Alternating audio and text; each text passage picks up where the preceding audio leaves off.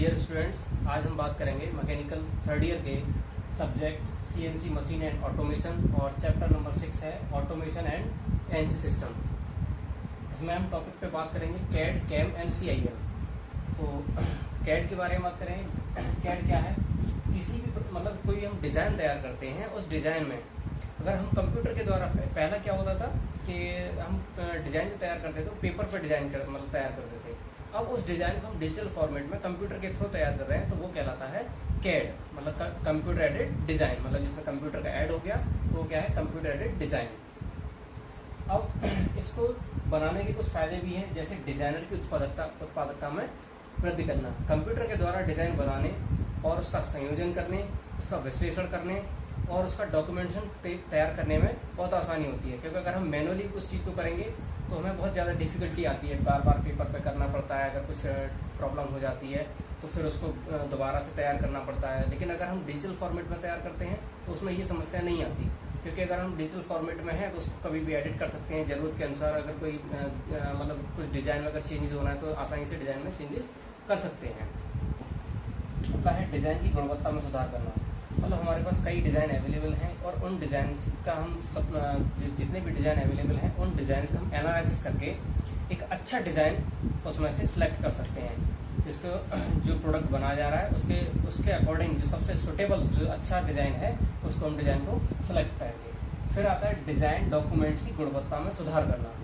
अब पहले हम क्या करते थे, मैनुअली जो पेपर पे ऑपरेट कर रहे हैं, मैनुअली बना रहे हैं, अब उस वहाँ दिक्कतें आती थी पेपर पे ड्राइंग करने, पेपर को सिलेक्ट करने में। या अब जैसे कि इसके द्वारा कंप्यूटर के द्वारा अगर जो डॉक्यूमेंट्स तैयार होगा ग्राफिक्स सिस्टम के द्वारा, तो वो क्या होगा, मतलब प्रॉपरली बन के आएगा। मतलब उसमें कोई डायमेंशन वगैरह सब कुछ फिक्स रहेंगी। ऐसा नहीं होगा मतलब हम मैनुअली ऑपरेट कर रहे हैं तो मैनुअली में थोड़ा बहुत चीज़ें इधर उधर हो सकती हैं, लेकिन कंप्यूटर में ये चीज़ें नहीं होंगी। लास्ट है उत्पादकता के लिए डेटाबेस तैयार करना। मतलब जो प्रोडक्शन हमें करना है इस प्रोडक्ट का, उस प्रोडक्ट के अकॉर्डिंग जो हमें डेटा चाहिए वो डेटा हम यहाँ से कलेक्ट कर सकते हैं। वो डेटा हमें सारा इजीली अवेलेबल हो जाएगा। मैनुअली क्या है, मैनुअली हमें जो डेटा पेपर शीट पे होगा वो हमें अलग से कलेक्ट करना पड़ेगा, लेकिन यहाँ डिजिटल फॉर्मेट में है तो वहाँ से इजीली हम डेटा को कलेक्ट। कैम के बारे में, तो कैम क्या है? Computer aided manufacturing.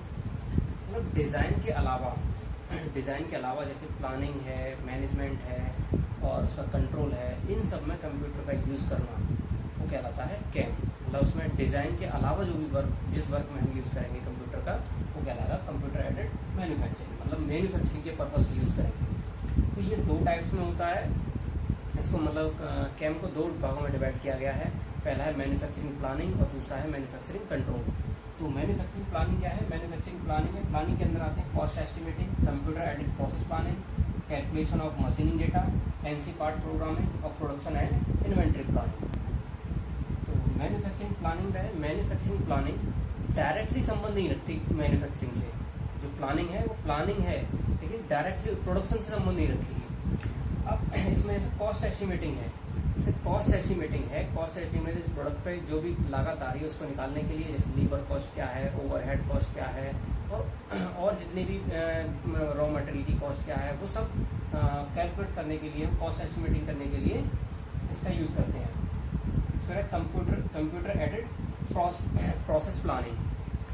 अब कंप्यूटर एडेड प्रोसेस प्लानिंग क्या है कि इसके अंतर्गत उत्पाद पर होने वाले विभिन्न ऑपरेशनों को, मतलब उनका ऑपरेशन का सीक्वेंस क्या रहेगा, उसकी प्लानिंग तैयार की जाएगी और उसी हिसाब से ये वर्क करेगा। फिर आता है calculation of machining data. Calculation of machining data क्या है कि मशीन पे जो टूल यूज हो रहे हैं, कौन सा टूल कितने टाइम तक कार्य करेगा, उसकी स्पीड क्या होगी, उसकी कितनी फीड दी जाएगी, ठीक है, इस सब का डेटा तैयार किया जाएगा और उसका कैलकुलेशन तैयार किया जाएगा। फिर आती है NC part programming. NC part programming क्या है कि जैसे कुछ डिज़ाइन होते हैं, बहुत जटिल डिज़ाइन होते हैं, उसे मैनुअली बनाने में बहुत ज़्यादा टाइम लगता है। तो अगर हम एनसी पार्ट प्रोग्रामिंग कंप्यूटर के थ्रू करेंगे तो वहाँ में जो जटिल आकृतियाँ हैं उनका जो डिज़ाइन है बड़ी आसानी से हम बना सकते हैं। फिर production and inventory planning. Production and inventory planning क्या है? इसमें इन्वेंट्री के रिकॉर्ड को रखा जाता है और उसकी जो प्लानिंग, उत्पादन की प्लानिंग है उसको, और जो कच्चे माल का आना है, मतलब रॉ मटेरियल जो भी है उसका पूरा जो ऑपरेशन है उसको कंप्यूटर के द्वारा ऑपरेट किया जाएगा। अब आगे बात करते हैं कि मैन्युफैक्चरिंग कंट्रोल। मैन्युफैक्चरिंग कंट्रोल के अंतर्गत जैसे ये मैन्युफैक्चरिंग कंट्रोल है, मतलब जो उत्पादन प्रोसेस है, प्रोडक्शन का जो प्रोसेस है उसको ये डायरेक्टली कंट्रोल करेगा, क्योंकि जो जैसे उसमें कंप्यूटर प्रोसेस कंट्रोल है, तो मतलब जितने भी जो प्रोसेस हैं, जो प्रोसेस हो रहे हैं इस पर, मतलब जो प्रोडक्शन के लिए जो प्रोसेस होंगे उनको ये कंट्रोल करेगा।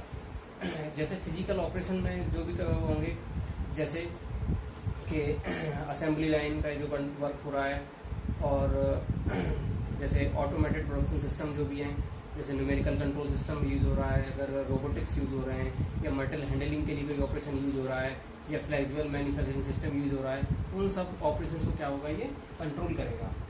फिर आता quality control.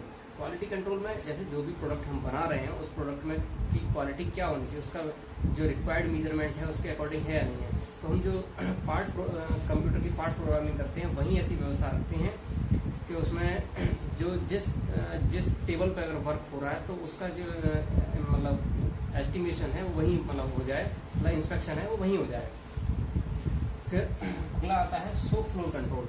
Show floor control में क्या है कि जो मतलब जितनी मशीनें यूज हो रही हैं, उन जो सोप यूज हो रही हैं उन मशीनों से डेटा कलेक्ट किया जाएगा, और डेटा कलेक्ट करने के बाद उसका प्रोसेस करके उसका WIP निकालेंगे, मतलब वर्क इन प्रोग्रेस। और उस वर्क इन प्रोग्रेस को निकालने के बाद हम उसमें जो प्रोडक्शन में जो कॉस्ट आ रही है उसको हम कम कर सकते हैं, उसमें जो टाइम लग रहा है उसको टाइम को भी हम रिड्यूस कर सकते हैं। जैसे कैम का मुख्य जो यूज है मशीनों के अधिकतम उपयोग करना, मतलब मशीनों का ज्यादा से ज्यादा यूज करना, और डायरेक्टली और इनडायरेक्टली जो लेबर है, लेबर में कमी करना, और प्रोडक्शन का जो टाइम है प्रोडक्शन टाइम में कमी करना, और जो वर्क इन प्रोग्रेस है उसमें भी कमी करना, और जितना भी ओवरऑल जो टाइम लग रहा है, जो एक्सपेंस आ रहा है उसमें भी कमी करना। आज अब बात करते हैं CIM के ऊपर, मतलब computer integrated manufacturing.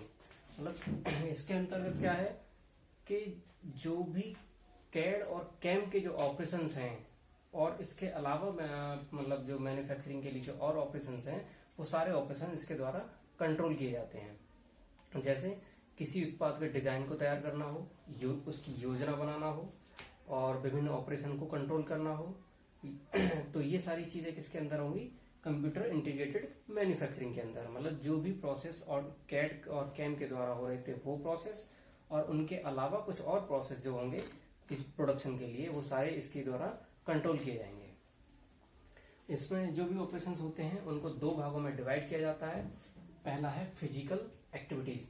Physical activities में क्या है कि फिजिकल मतलब जो भी ये फिजिकल एक्टिविटीज जो भी होंगी वो सब कहाँ होंगी, वर्कशॉप में। तो जो फिजिकल एक्टिविटीज वर्कशॉप में हो रही है वो सब किसके अंदर आएंगी, इसके अंदर। उसमें क्या क्या है, जैसे प्रोडक्ट डिजाइन, प्रोडक्ट का डिजाइन तैयार करना, उसका एनालिसिस करना, और मैन्युफैक्चरिंग प्लानिंग करना, मतलब जो मैन्युफैक्चरिंग के ऑपरेशन से कैसे कैसे क्या वर्क करेंगे उनका सबका देखना, और मैन्युफैक्चरिंग कंट्रोल मतलब उन प्रोसेस को कंट्रोल करना, वो सब क्या होंगे इसके अंतर्गत। मतलब कुल मिला के ये कहेंगे कि जो फिनिश प्रोडक्ट जो रॉ मटेरियल से लेके फिनिश प्रोडक्ट तक के जो ऑपरेशंस होंगे वो सब क्या होंगे, फिजिकल एक्टिविटीज के अंदर आएंगे। इसके बाद आता है इंफॉर्मेशन प्रोसेस फंक्शंस।